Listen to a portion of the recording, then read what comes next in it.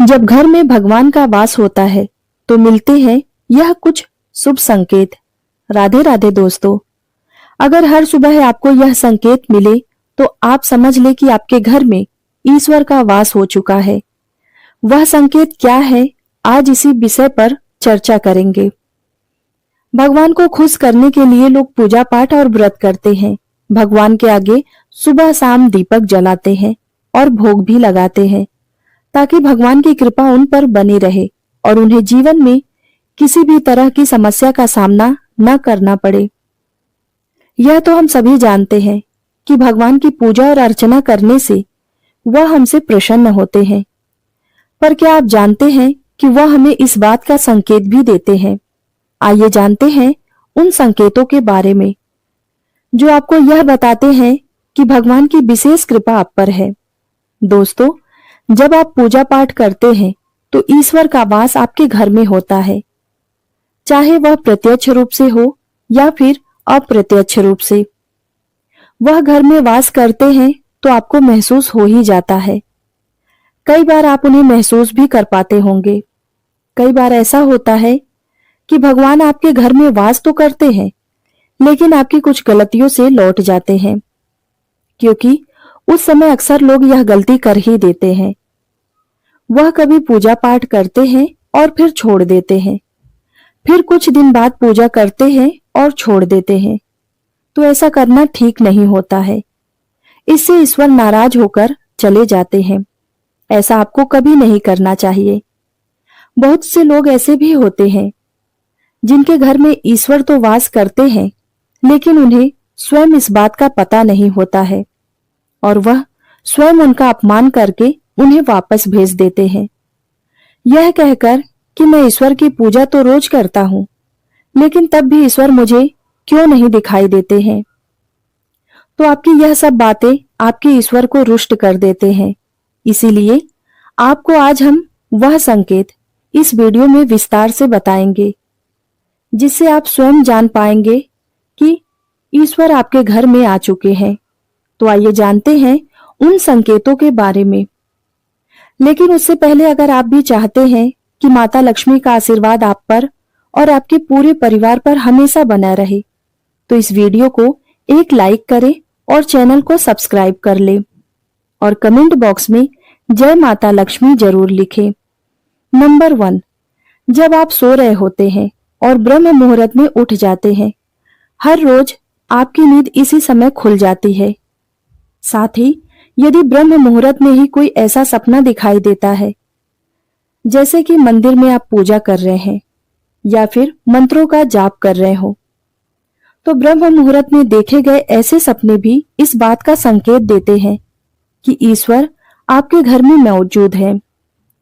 Number 2, यदि आपको ब्रह्म मुहूर्त में ही शंख की आवाज सुनाई देती है, मंत्र जाप की आवाज सुनाई देती है, घंटियों की आवाज सुनाई देती है या कोई नाम जैसे कि आपसे राम राम कह रहा हो, ऐसी आवाज अगर आपको सुनाई देती है तो यह भी एक संकेत होता है जिससे यह पता चलता है कि भगवान आपके घर में आ गए हैं। नंबर 3, जब भी आप सुबह सुबह नहा धोकर तैयार होते हैं तब आपको एक अलग सी सुगंध आती है। यह एक अजीब सी सुगंध होती है जो आपके घर में किसी को नहीं आती है, केवल आपको महसूस होती है। यह ना तो किसी इत्र की सुगंध होती है और ना ही अन्य किसी अगरबत्ती या अन्य किसी चीज की, बस आपको ही यह अलग सी महक आती है। यह सुगंध और कहीं से नहीं बल्कि आपके पूजा घर में से आती है।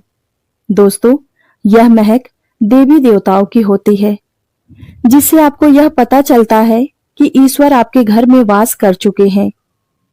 अब जो नकारात्मक ऊर्जा होती है, जब इनका घर में आगमन होता है तो आपके घर के भीतर दुर्गंध आने लगती है, लेकिन जब ईश्वर का वास होता है तो सकारात्मक ऊर्जा का प्रवेश होता है जो कि आपको सुगंध आने लगती है।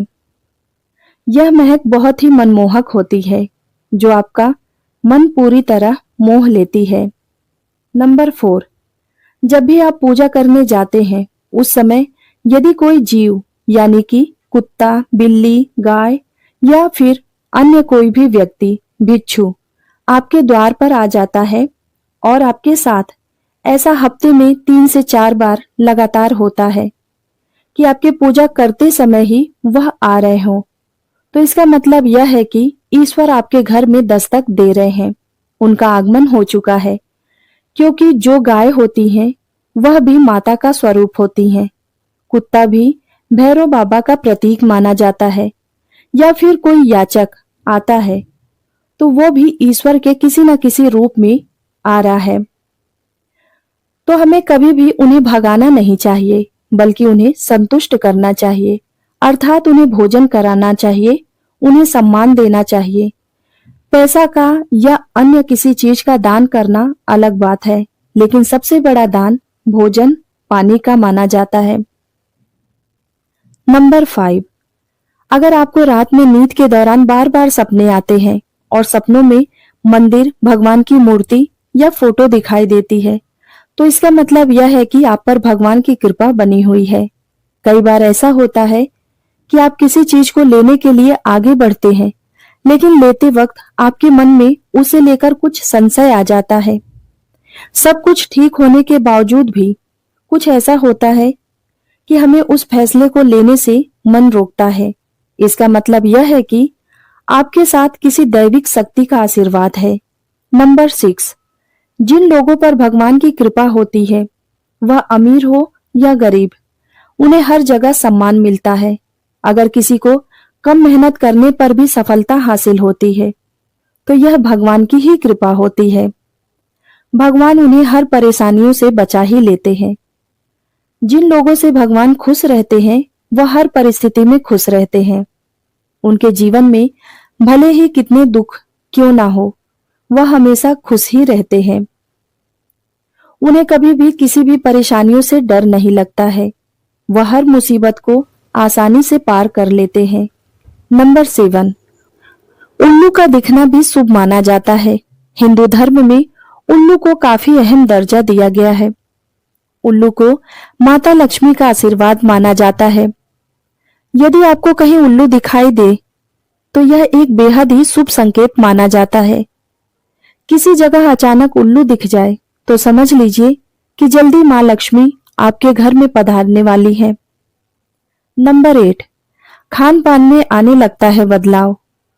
मां लक्ष्मी जिस घर में आती हैं, उस घर में लोगों को भूख कम लगती है।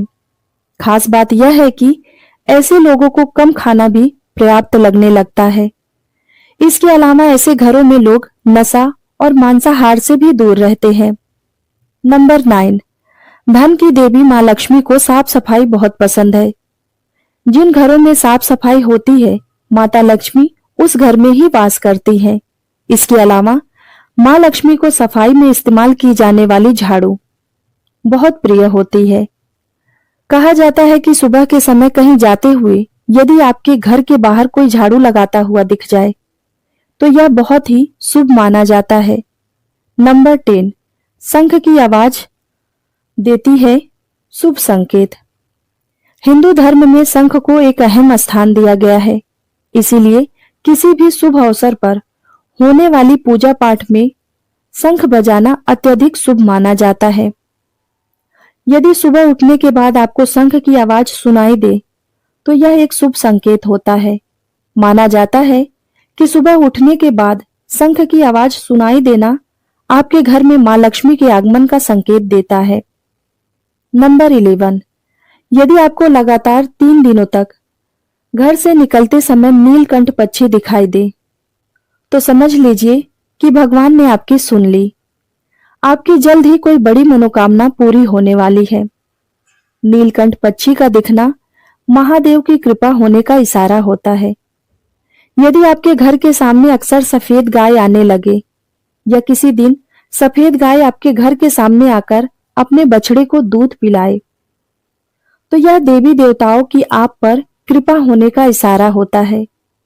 यह बताता है कि आपकी पूजा प्रार्थना सफल हो रही है और आपके जीवन की सारी समस्याएं दूर होने वाली हैं। भगवान आपके सारे कष्ट और बुरे दिन दूर करने वाले हैं। नंबर 12, यदि घर के मुख्य द्वार के आसपास चिड़िया घोंसला बना ले तो यह बहुत ही शुभ संकेत माना जाता है। यह इस बात का प्रमाण है कि आपकी पूजा सफल हो गई है। चिड़िया और उनके बच्चों को गलती से भी ना सताएं, बल्कि उनके लिए दाना पानी रखें। यदि पूजा करते समय आप इतने भावपूर्ण हो जाएं कि आपकी आंखों से आंसू निकलने लगे, तो यह इस बात का संकेत है कि ईश्वर ने आपके मन की पुकार सुन ली है। नंबर 13, आप सुबह पूजा करने के बाद घर से बाहर जाएं तो कहीं आपको बंदरों का झुंड दिखाई दे जाए, तो यह भी माना जाता है कि आपकी पूजा सिद्ध हो गई है और आप पर भगवान मेहरबान है। कोशिश करें कि उन बंदरों को भोजन दे। यदि आपके घर में बिना किसी अगरबत्ती, धूप या परफ्यूम के बिना इस्तेमाल के ही घर में खुशबू और ताजगी महसूस हो, तो यह समझ ले कि आप पर ईश्वर की कृपा है। साथ ही जल्द से जल्द आपका दिन बदलने वाला है। नंबर 14, पूजा के दौरान घर में किसी अतिथि का आना भी भगवान की कृपा का संकेत है। यदि अतिथि कोई तोहफा लेकर आए, तो यह साफ इशारा है कि भगवान ने आपकी पूजा स्वीकार कर ली है। यदि पूजा के समय जलाए हुए दीपक की लौ अचानक से तेजी से जलने लगे, तो समझ जाइए कि आपकी पूजा सिद्ध हो गई है और ईश्वर की कृपा से आपके दुख दूर होने वाले हैं।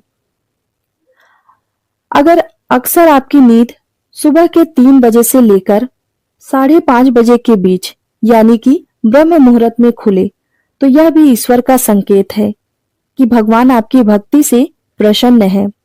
नंबर 15, जिस व्यक्ति की नींद अचानक से बार बार रात के 3 बजे के बाद खुलता है, तो इसे मामूली बात ना समझे।